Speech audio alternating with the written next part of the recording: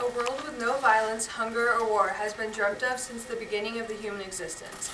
It's widely believed that this type of unanimous peace is unheard of, something just short of impossible.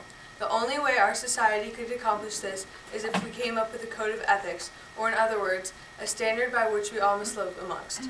This code would consist of 4 simple questions that would help gauge the morality of each individual's actions. The Rotary questions, as we call it, would establish an entire world of peace and would prepare actions so that everyone benefits from others' decisions. These questions may be used from things as large as committing murder to as small as cheating on a test in a grade 9 math class. If these questions were to be answered every time a decision or action was to be made, people would know exactly what the consequences of their actions were before doing them. Goodwill and morals are much more rare than they should be, and these questions were designed to fix that. There's no exact standard to good character. Rules have never been established to make an individual behave a certain way. It is solely up to that individual to decide how they want to act and who they want to associate with, making the definition of good character different to everyone. As a society, we can't expect everyone to help out when necessary, or sometimes even to differentiate between right and wrong. The Rotary questions are not only a gauge to measure each of these individuals' morals, but also serves as an ethics code to let them know if their actions are appropriate or not.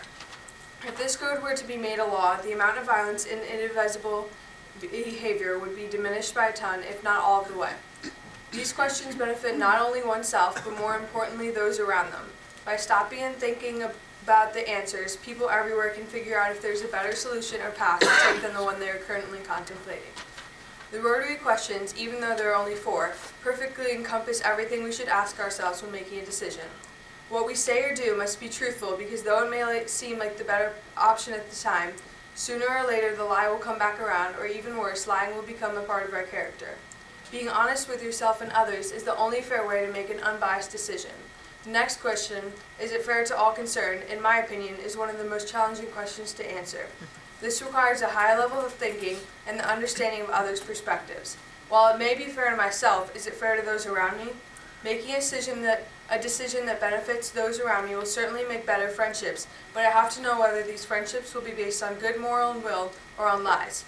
This is one of the questions young adults like myself have issues with. There's so much peer pressure that we think by helping out others in untruthful ways, such as cheating, they're becoming better friends with us. This may build better friendships, but I know for a fact that I can't be friends with anyone solely based on the fact that they'll help me out without consequences. This is where the 4th and final question comes to play. Will it be beneficial to all concerned? Helping out a friend cheat or do something against my morals may benefit them at the time, but in the long run, all it will teach them to do is continue these bad habits. For these reasons, I refuse to let my best friend copy off of me for her algebra final exam, the biggest exam in middle school. It was one of the hardest things I've ever done. I had to tell the one person I tell everything to and share all of my secrets with that I wasn't willing to help her pass this class. I couldn't cheat because I knew it wasn't the best option according to the Rotary questions.